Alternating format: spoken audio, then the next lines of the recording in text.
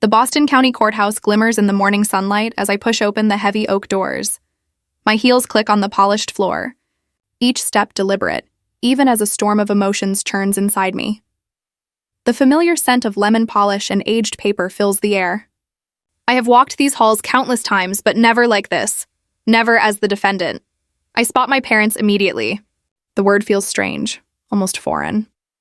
Linda's perfectly manicured hand rests lightly on her attorney's sleeve as she whispers something, prompting shared smirks. The diamond bracelet on her wrist catches the sunlight, scattering prisms across the wall. She is dressed to impress.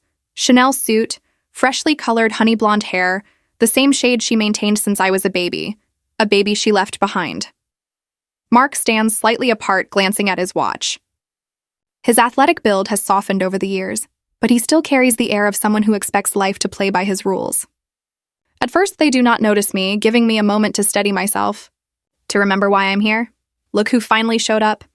Linda stage whispers to Mark. Our abandoned daughter graces us with her presence. The irony of her words hits like salt on an old wound. I straighten my simple black suit and walk past them without acknowledgement, taking my seat at the defendant's table. Whispers continue behind me, but I focus on my notes, on steadying my breath. The bailiff calls out, "All rise." The Honorable Judge Robert Reynolds presiding. We rise as Judge Reynolds enters, his robe sweeping behind him. His gaze sweeps the room and pauses on me. Assistant District Attorney Carter, he says, surprise in his voice. Unusual to see you as the defendant today. Yes, Your Honor, I respond, my voice steadier than I feel. Family matters bring us all to unexpected places, he continues. Behind me, I hear Linda's sharp intake of breath. When I glance back, Mark's face has gone pale. They didn't know. They had no idea their abandoned daughter had become a prosecutor, and a skilled one at that. The power they assumed over me has shifted beneath their feet. Their attorney, Miles Archer, recovers first, his expression hardening as he reassesses me. No longer an easy target, I have become a formidable opponent. Suddenly, I am no longer in the courtroom. I am in Portland, Maine, July 1993. The air is heavy with heat, sticking shirts to backs and tempers to tongues.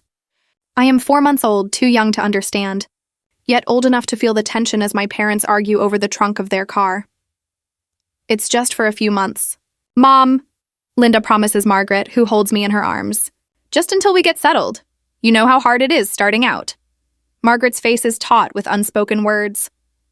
From the porch swing, Charles watches silently, his judge's gaze missing nothing. Though retired now, his authority lingers like aftershave. The baby needs stability, Margaret says, her voice firm. Linda rolls her eyes, checking her lipstick in the mirror. She has you too. What could be more stable than a judge and his wife? Mark slams the trunk closed. We need to hit the road if we want to make it before dark. They kiss me goodbye, brief and perfunctory. In their minds, they are already gone. The car pulls away without a backward glance. I do not know it then, but a few months will stretch into years of absence, punctuated only by obligatory holiday visits. What I do know is Margaret's tears on my forehead as she watches her only daughter drive away. My grandparents gave me what my parents could not. Charles taught me justice through bedtime stories of real people making difficult choices. Margaret's kitchen became the place where I learned love that was consistent, reliable, and unconditional. They never missed a school play or awards ceremony, always front and center, while my parents' chairs remained empty. When Linda and Mark appeared, their affection felt hollow, more performance than connection. At 16, Margaret died suddenly, a stroke that took her in the night. The funeral was quiet and dignified, much like her. My parents arrived 40 minutes late, with Linda fussing over her black dress in the church bathroom while I stood by my grandmother's casket. I'll make you proud, Grandma, I whispered, resting my hand on the polished wood. Charles squeezed my shoulder, his grief as tangible as mine. In that moment, I realized that my true family had never been Linda and Mark. It had always been these two people, who consistently chose to love me. Still, a small, foolish part of me lit up when Linda hugged me after the service. Charles noticed the fleeting hope on my face at this rare gesture. That night, I admitted to him, embarrassed by my vulnerability, that I wished they would stay. His eyes were gentle but understanding. Love is a choice we make every day, Joe, he reminded me, a choice my parents had only made when money was involved. Miss Carter, Judge Reynolds interrupted. pulling me back to the present. Will you be represented by counsel today? Before I could respond, Miles Archer stood. Your Honor? The plaintiff questions Miss Carter's competence to manage significant assets. Linda nodded eagerly beside him, still unaware of the gravity of the situation. I almost felt sorry for her, Your Honor, I replied calmly. I will be represented by Evan Mitchell, and for the record, I prosecuted 3 successful fraud cases before your bench last month. The judge's subtle nod confirmed he already saw through their attempts. For the first time since Charles's death, I knew exactly how this would end. A month earlier, rain pelted the windows of Charles's study, mirroring the emptiness that had settled over the house since the funeral.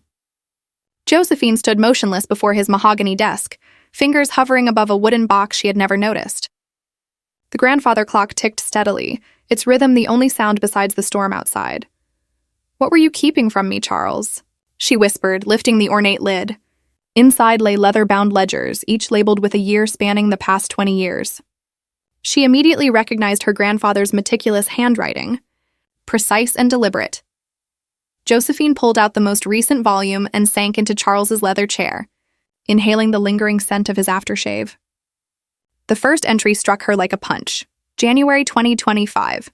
Linda requested additional funds for Mark's business. Sent $2,500 as usual, 264 consecutive monthly payments. Her hands shook as she grabbed Charles's calculator. The math was simple, but seeing the number made her stomach twist. 22 years of $2,500 every month, $660,000. They could have bought a house, she whispered, pressing her palms to the desk to steady herself. She flipped through more ledgers, each echoing the same pattern. Year after year of $2,500 payments, all recorded in Charles's exacting script. Interspersed were photos of Linda on yachts in the Mediterranean, Mark at private golf courses, taken during weeks when Linda claimed she was too busy to visit her sick father. As the clock struck midnight, Josephine approached Charles' computer. The password came to her instantly, Margaret's birthday, the one date he never forgot. One folder drew her attention, Linda requests. Email after email revealed a systematic pattern of manipulation. Dad, Mark needs new equipment for tryouts. The coach says he has real potential this time. Daddy, I miss you terribly but can't afford the trip. Please help just this once. Among the obvious appeals were subtler messages. Mom always said you loved Josephine more than me. I guess she was right. Mark's requests were less frequent but much larger, often tied to ventures that yielded nothing but excuses. The realization hit with painful clarity. They had never seen Charles as a father or grandfather. He had been nothing more than an ATM. Josephine closed the emails, needing air, but instead turned to public records. Attorney Miles Archer's name appeared linked to multiple aggressive inheritance disputes. Linda's social media, usually private, contained recent posts hinting at expected family wealth. A deeper search revealed Mark's gambling debts, tens of thousands owed, and county records exposed even more damning information. Linda had already been involved in 3 inheritance disputes with other relatives, and the narrative they were weaving became obvious. Charles had been influenced by Josephine in his final years, and she was cast as the antagonist in their story. The barrier between them and the fortune they believed was rightfully theirs. As dawn approached, Josephine noticed a desk drawer she had previously overlooked. Her name was written on it in Charles's handwriting. Inside was a sealed envelope, the wax insignia of his judicial office still intact. Her hand shook as she broke the seal and unfolded a single sheet of his stationery. My dearest Josephine, if you are reading this, they have already begun their pursuit. Remember what I taught you. Justice is not always found in courtrooms. Sometimes it is found in standing firmly for the truth. You have always been the best part of me. They know it too, and that is why they fear you. With all my love, Charles inside was a photograph she had never seen before. Charles in his judicial robes, young and determined, his expression matching the resolve she recognized in her own reflection. Tears fell hot and cleansing, but they gave way to a stronger, unwavering resolve. She would not let Charles's legacy fall into the hands of those who had abandoned them both. Defending herself was not only about money, it was about honoring the man who had chosen to be her father when her own had not. The next morning, Josephine met Judge Elaine Rivers at the courthouse cafe. The older woman's silver hair was pulled into a severe bun, and her eyes assessed her sharply as they spoke quietly. "Charles spoke of you with such pride." "Josephine," Rivers said, stirring her coffee without looking down. He knew this day might come. "What should I do?" Josephine asked, letting herself voice uncertainty for the first time. "Document everything. Your parents underestimate you. Use that," Rivers replied, sliding a business card across the table. "Thomas Wilson clerked for your grandfather. He will testify to Charles's mental clarity." That evening, Linda's voice filled Josephine's answering machine, sugary and urgent. "Josie, darling, we need your legal expertise on this inheritance matter." Josephine drafted her response carefully, each word establishing a boundary. Minutes after sending it, her office phone rang. "But we're family, but..." Linda's tone had lost its sweetness. "Family shows up for more than money, Mother." The word felt foreign on her tongue. An hour later, Mark left a message, threats thinly veiled as concern. Josephine saved it immediately, adding it to her growing file of evidence. That night, for the first time since Charles's passing, she slept without interruption. The cost had been high, the final severing of any hope for a genuine relationship with her parents. But in its place was something stronger, the certainty that she was her grandfather's heir in all the ways that mattered. 2 days later, the Boston Globe hit her kitchen counter. Linda's face stared up from page 3, eyes brimming with perfectly timed tears. "Heartbroken mother fights for justice," the headline screamed. Josephine read the article, feeling bile rise at the falsified tale of devotion. "Charles was like a father to me after my own past," Linda claimed, seeing his wishes distorted by someone who had such influence over him in his final days enraged Josephine. She slammed the paper shut. The woman who had visited her father 8 times in a decade now portrayed herself as a grieving daughter. The irony would be laughable if it weren't so infuriating. Her phone buzzed. Thomas Wilson, her office colleague, called. "Mark Carter was here. Cornered me in the parking garage about your stability. Wanted to know if you've been acting erratically at work." Josephine pressed her fingers to the bridge of her nose. "What did you tell him?" "That his timing seemed remarkably convenient given the inheritance dispute." Thomas paused. "Joe, they're working from every angle." The Attorney General's office received anonymous calls questioning your ethics. Before she could respond, her email pinged. Evan Mitchell wrote, "Miles Archer has filed an emergency motion claiming Charles was incompetent when he drafted his will. Court date moved up by 2 weeks. They're accelerating. Archer knows a rushed timeline works against thorough preparation." The walls seemed to close in, but instead of panic, Josephine felt a cold, clarifying anger. They thought she would buckle under pressure. They were wrong. That night, she spread documents across Charles's mahogany desk, the same one where he had written landmark opinions shaping Massachusetts law. Sleep was a luxury she could not afford. She arranged evidence chronologically, creating a methodical timeline of parental absence. In one box, she found holiday cards spanning 20 years, each with generic messages. "Merry Christmas, kiddo." "Love, Mom and Dad." No personal details, no references to her achievements. They never knew her well enough to include them. Another folder contained Charles's private journal entries. Linda called again about money. One entry dated when Josephine was 12 mentioned nothing about her piano recital or school accomplishments. When I mentioned that she had won the regional competition, Linda quickly changed the topic. Later, while going through a dusty album, I stumbled upon something that made my hands tremble. Videos of childhood milestones. My high school graduation, college commencement, law school ceremony. In each one, 2 chairs in the front row were marked with handwritten signs. Reserved for Linda and Mark Carter, empty chairs that Charles had kept saving, even though he knew they would never attend. I traced the letters of his precise handwriting. "They never really knew me," I whispered to the silent room.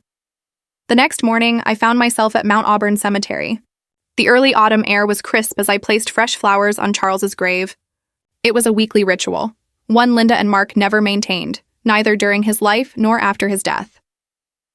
As I arranged the stems, footsteps on gravel caught my attention. Looking up, I saw Linda approaching, her designer coat buttoned tightly against the chill. Her face flickered between surprise and calculation. "I didn't expect to see you here," she said, glancing at her watch as if even in death, Charles was just another appointment. "I come every week," I replied. Standing to face her, a groundskeeper worked nearby, the scrape of his rake against fallen leaves the only sound between us. Linda's expression hardened. "You turned him against us," she accused, her words sharp in the crisp air. I took a steady breath, sensing Charles's presence beside me. "He saw you clearly," I said quietly. "So do I." My calm tone seemed to shatter her composure. Her carefully constructed mask faltered. "You always had it easy." "His favorite," she spat, bitterness seeping through. "We struggled while you lived in that mansion, getting everything handed to you." I studied her closely, perhaps for the first time seeing the desperate, bitter woman beneath the polished exterior. "I had grandparents because I had to," I said. "You had a father you chose to ignore." Her hand shot up in a slap, the sound echoing between gravestones. My cheek burned, but I did not flinch. Her eyes widened, shocked at her own action. "That's the last time," I said firmly. "You will never touch me again."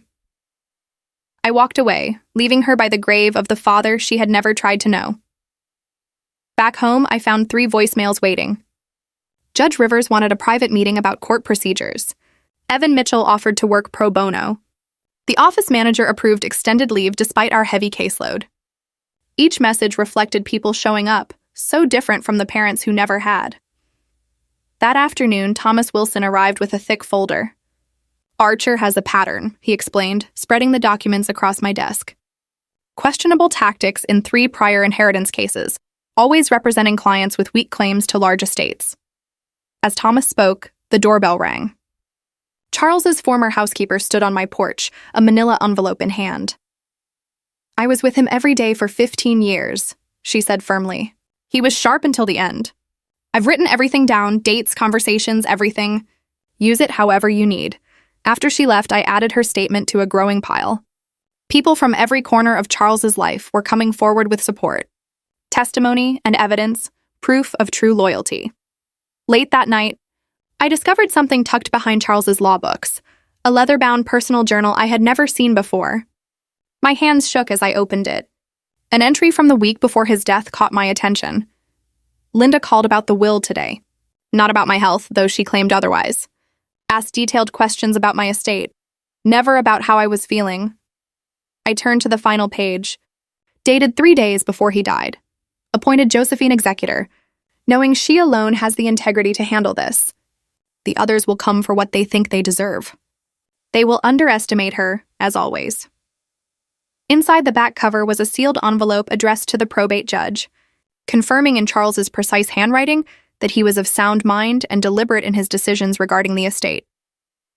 2 days later, at the preliminary hearing on the competency challenge, I sat beside Evan as he presented the letter, medical records, and witness statements.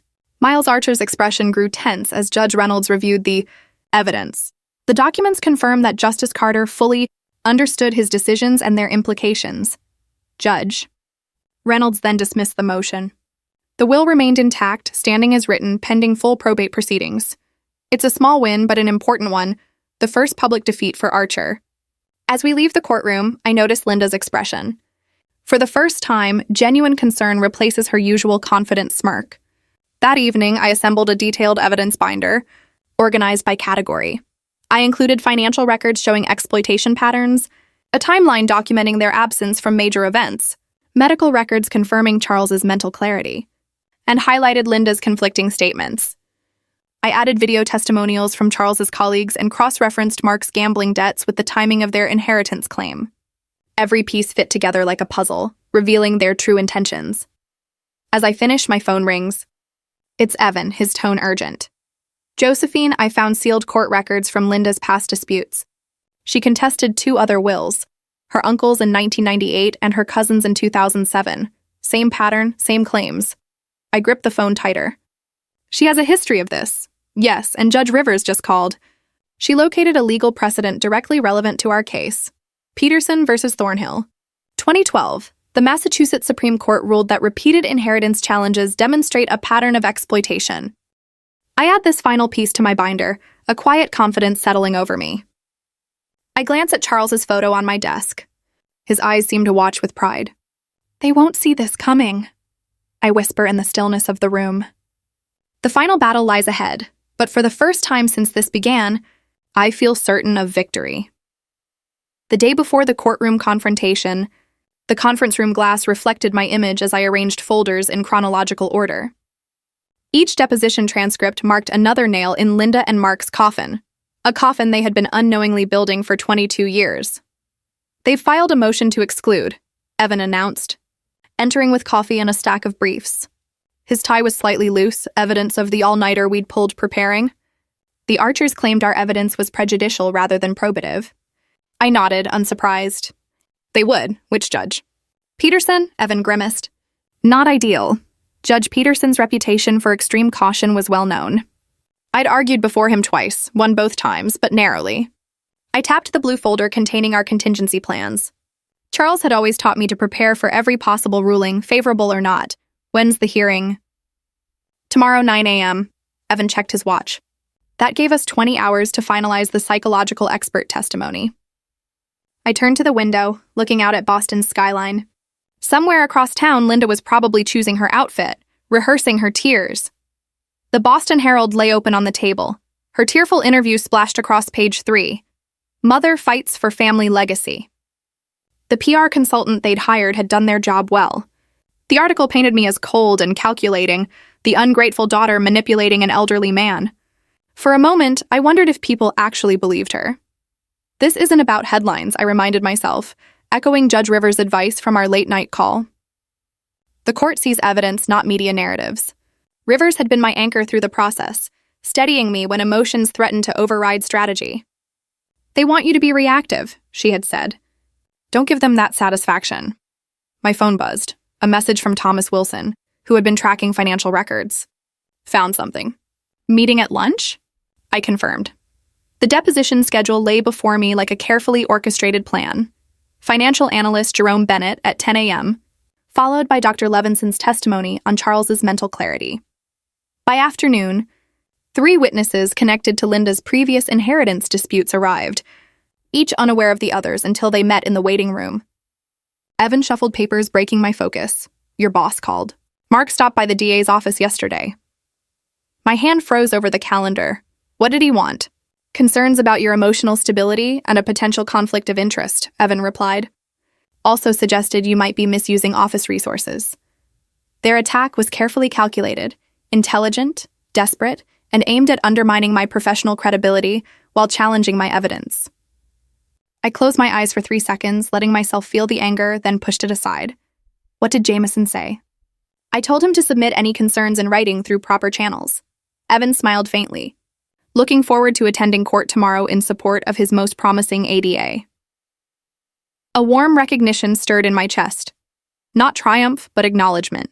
This was support. Not Linda's tearful performances or Mark's feigned concern, but people standing beside you when attacks came. By noon, I had corrected the filing errors Archer's team had flagged, a simple date discrepancy, easily fixed but enough to delay proceedings if ignored. Their strategy was clear. Death by 1,000 paper cuts. Each minor victory would drain our time and energy. Thomas arrived carrying a thick folder of bank statements. I tracked the money, he said, spreading documents across the table. Every transfer from Charles to Linda over 22 years. But notice this, he pointed out, highlighting entries. Amounts spiked whenever Mark experienced career setbacks. $5,000 withdrawals after team cuts, $10,000 after his final release from the minor leagues. Each professional failure coincided with larger financial demands on Charles. They were bleeding him dry, Thomas said quietly. No, I corrected him, studying the pattern. They were bleeding him strategically. After Thomas left, I sat alone, Boston sunlight slanting across the documents. I realized this fight wasn't about money. The inheritance was $2.7 million, but the case was about something far more valuable, Charles's authority over his own legacy. My phone rang. It was Linda. I hesitated, then answered on speaker as Evan returned. Josie? Darling. Her voice oozed practiced maternal concern. This has gone too far. We can resolve this as a family. Her use of family felt hollow, more convenience than commitment. That's what court is for, I replied evenly. You're being unreasonable. You and your father filed false claims about Charles's mental state, hired a PR firm, and approached my boss with fabricated concerns. My tone was clinical, detached, as if reciting case facts rather than personal betrayal. A pause followed. We can split it. 60-40, she offered. Evan raised an eyebrow at the insulting suggestion. I'll see you in court tomorrow, Linda, I said, ending the call. The next morning, the courtroom buzzed with tension. Miles Archer looked immaculate but visibly strained since our first encounter. Mark sat slightly apart from Linda, their unity faltering under pressure. Dr. Levinson took the stand first, her credentials impeccable. Evan asked, in your professional opinion, was Justice Carter mentally competent when he revised his will? Absolutely, she replied. MMSE score of 29 out of 30, exceptional at any age. Miles Archer rose for cross-examination, aggressive. And yet you never assessed him specifically for undue influence, correct? Objection, Evan called. Speculation, sustained. Archer's frustration flickered. He expected an amateur opponent, not a coordinated strategy. By midday, the financial analyst had laid out every payment from Charles to Linda, $2,500 monthly for 22 years, totaling $660,000. The courtroom fell silent as the total appeared on screen. Linda leaned toward Archer, whispering urgently. Their narrative of the devoted daughter denied her birthright was crumbling against clear, documented evidence. The afternoon brought 3 more witnesses, former in-laws and distant relatives from Linda's past disputes. Each testimony showed a pattern of systematic financial exploitation. Mark shifted uncomfortably during the third witness, gradually distancing himself from Linda. And how many times did Mrs. Carter visit her uncle during his final illness? Evan asked. Once, the day after he revised his will, the witness replied. The judge's gaze sharpened, pen pausing mid-note. When court adjourned, reporters crowded around Linda, but her rehearsed tears now seemed theatrical. Her claims of devotion rang hollow against the morning's evidence. I packed my briefcase methodically, neither rushing nor lingering. First round to us, Evan murmured as we exited, but tomorrow would be more challenging. I nodded, aware of Linda observing from across the rotunda, her gaze sharp and calculating. Tomorrow meant facing their counter-witnesses, emotional pleas and attempts at character attacks. Yet, for the first time since Charles's passing, I felt his presence beside me, not as sorrow, but as strength. His words resonated in my mind. Justice isn't always delivered in courtrooms. Sometimes it's about standing firm for the truth, and the truth was slowly coming to light. One document, one testimony, one undeniable fact at a time. When the day's trial ended, the click of Linda's designer heels echoed unnaturally down the Attorney General's office hallway. She appeared at my doorway without warning, her eyes already glistening with tears that hadn't yet fallen, a performance prepared in advance. Josie, she said, her voice breaking at the right moment. Can we talk, just us? I motioned to the chair across from my desk, noting the familiar bracelet on her wrist, the one Charles had given her for her 30th birthday. She had brought childhood photos too, scattered across my desk like playing cards. Blood is thicker than water. Josie, she murmured, tracing the edge of a faded Polaroid of me at 6, sitting on Charles's lap while he read. Linda wasn't there that day. We're still family despite everything. Is that why you're here? Family sentiment? I asked, noticing her dab at her eye. We want to settle. We'll drop the case for half the inheritance. It's reasonable, half of what Charles explicitly left to me. Linda's hand shook as she pushed a photo closer, Margaret holding me at my high school graduation. Your grandmother would want us to reconcile. Margaret always believed in forgiveness. My phone buzzed. Mark. The third call in 20 minutes. A two-front pressure. Your cousins are worried about you, Josie, Linda continued. Everyone thinks you're making a huge mistake. They remember how close we were. Something inside me stirred, a fleeting childish hope, before I quickly let it go. I stood, gathering her photos into a neat stack. Court reconvenes at 9 tomorrow, Mother. The courthouse felt different that morning. Tension lingered as Miles Archer approached the bench, his confidence almost theatrical. Your Honor? He began, his voice pitched toward Carrie. This case, at its core, concerns manipulation. Manipulation of an elderly man by a woman who presented herself as his sole caretaker while systematically isolating him from his daughter, his true heir. I watched the judge carefully, searching for any hint of doubt. Archer was skilled, sharper than I expected. The defense had portrayed Charles Carter as a brilliant mind, unaffected by age, but brilliance can blind. Your Honor, Miss Carter orchestrated control over her grandfather's final years and, Consequently, his estate. Archer turned, gesturing toward me. We request an immediate psychological evaluation of Josephine Carter. This pattern suggests deep-seated issues that require professional assessment before any asset distribution. Whispers moved through the courtroom. Beside me, Evan scribbled notes furiously.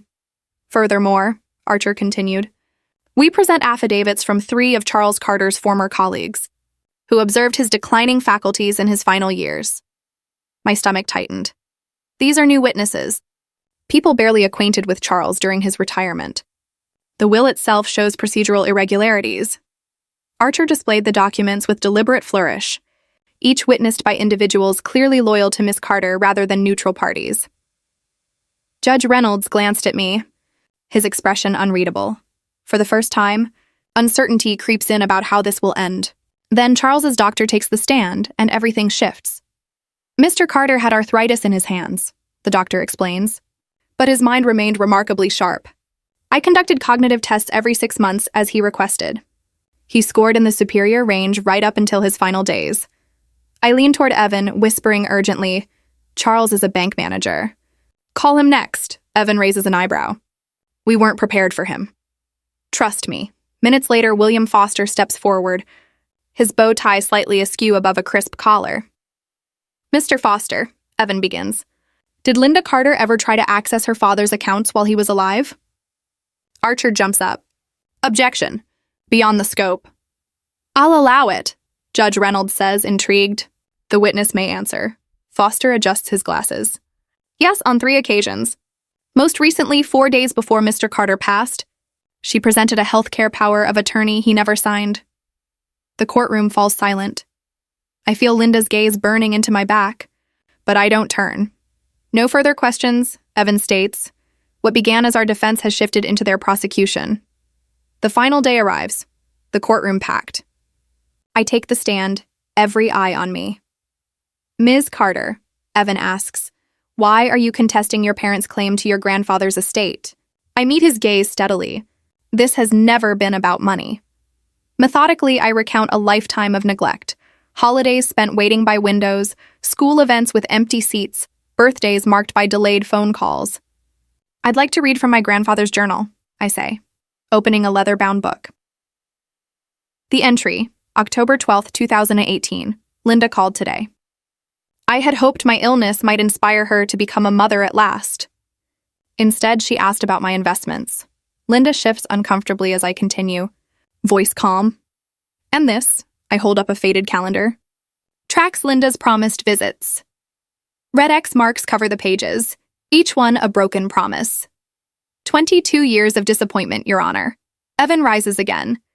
Your Honor, we request to play a video deposition from Charles Carter, recorded 6 months before his death. Archer objects, but Judge Reynolds overrules. Charles appears on screen in his study, hands gnarled with arthritis but eyes sharp, voice deliberate. I make this recording in sound mind, he begins, anticipating a challenge to his will. I leave my estate to my granddaughter, Josephine, not out of confusion, but with clear intent. Linda, if you watch this, know I loved you until my last breath, but you chose absence. Josephine chose loyalty. The law recognizes both blood and choice, and so did I. Linda gasps. Mark stares at his shoes. Next, financial records appear. 22 years of monthly payments highlighted in red, totaling $660,000. A calendar shows Josephine's daily care, 2,500 days, versus Linda's 8 visits. Finally, the clerk reads Charles's letter aloud. I appoint Josephine my executor, knowing she alone possesses the integrity this role demands. Judge Reynolds delivers his ruling immediately. This court finds the challenge to Charles Carter's will without merit. The will is fully upheld. This lawsuit is frivolous at best, predatory at worst. Plaintiffs will cover attorney fees. Linda jumps to her feet. This is absurd. I'm his daughter! Order! Judge Reynolds snaps, gavel striking. This court is adjourned. Reporters swarm as we exit the courthouse. Linda pushes through, reaching for my arm. Josie, she pleads, voice breaking. I'm your mother, I turn to face her. Camera flashes capture the moment. Margaret was my mother, I say quietly. You gave birth. Linda collapses into tears. Mark walks away, no glance back. The power dynamic from our first encounter is completely reversed. Outside, sunlight warms my face. I shrug off my jacket, feeling lighter than I have in months. Evan takes a deep breath, smiling beside me. You did it. How do you want to celebrate? I think for a moment as we descend the courthouse steps. I'll plant roses at their graves today, I say. The driver opens the car door with a nod. Where to, Assistant District Attorney Carter? I slide into the back seat, watching the courthouse shrink in the window. Home, I reply. Finally, home. A year later, sunlight streams through my office windows, which I cleared last month after realizing I'd been working too long in Charles's shadow. The walls feel alive now, lined with law books that mix his collection with volumes I've added. Margaret's knitting basket sits on my credenza, repurposed to hold case notes instead of yarn, still carrying her presence. The phone rings, interrupting my thoughts. Judge Carter? It's Angela from the Foundation, her voice carrying the warmth reserved for good news. The scholarship committee approved the first 5 recipients for the Carter Fund. My fingers brush Charles' polished gavel, now prominently displayed on my desk. Tell me about them. All were raised by grandparents. One girl from Portland reminded me of your story. Her essay mentioned feeling more authentic with her grandmother than with her mother. A quiet sense of fulfillment stirs in me. This is exactly why we created the fund. I glance at my calendar, no longer cluttered with obligations but filled with purpose. The inheritance that Linda and Mark once sought now funds college educations for children whose lives mirror my own. The robing ceremony last week still feels surreal. Becoming a circuit court judge in the same courthouse where I faced Linda carries a symmetry even Charles could not have imagined. Judge Rivers draped the black robe over my shoulders in the chamber Charles once used, her hands steady on the fabric that carries generations of justice. Your grandfather stood here once, she whispered, but you've gone further than he ever hoped. Before leaving, I slipped a small photo of Margaret and Charles into the robe's inner pocket, keeping it close to my heart during proceedings. The court clerk paused when changing the nameplate outside the chamber. The Honorable Josephine Carter. Charles's legacy now continues through me. Yesterday, a letter from Linda arrived, cream envelope, elegant stationery, flowing script offering reconciliation. A year ago, it might have triggered hope or anger. Today, I read it twice and respond with the measured clarity I bring to every case. I wish you well. Our paths diverged long ago. No anger, no vindication, just clarity. Over coffee this morning, Judge Rivers noted the shift. Charles would be proud of your piece. She's right. I am free from seeking impossible parental love.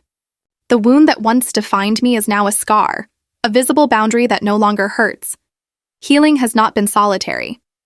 I started an informal mentoring program for young lawyers navigating complex family dynamics. The roses I plant at Margaret and Charles's graves bloom faithfully each spring and fall. My therapist helped me create new traditions to replace painful memories. Last night, I wrote in my journal, "Finding family isn't about blood, but about presence." Yesterday, Jennifer Davis, a young attorney with eyes carrying too much history, stopped me in the hallway. "My mother is contesting my grandmother's will," she said, voice shaking. I didn't impose my story, but shared Charles's wisdom. Justice begins with honoring truth. 5 years later, standing in the Massachusetts Supreme Court chambers at 41, I adjust my robe and glimpse my reflection. For a moment, Linda's mocking face from that first courtroom flashes in memory. Distant and powerless, the bailiff announces, "All rise for Justice Carter." The weight of legacy rests on my shoulders, carried with the quiet confidence of knowing exactly who I am. 20 years later, gray threads in my hair, I preside over a family case that mirrors my own past. A young woman testifies about grandparents who raised her while her parents abandoned responsibility. I quote Charles's letter verbatim. "Justice isn't always found in courtrooms. Sometimes it's in standing firmly for truth." My closing statement echoes through the chamber. Justice is the family we choose, and presence is how we honor it. A new generation of lawyers scribbles notes, learning not just law but legacy.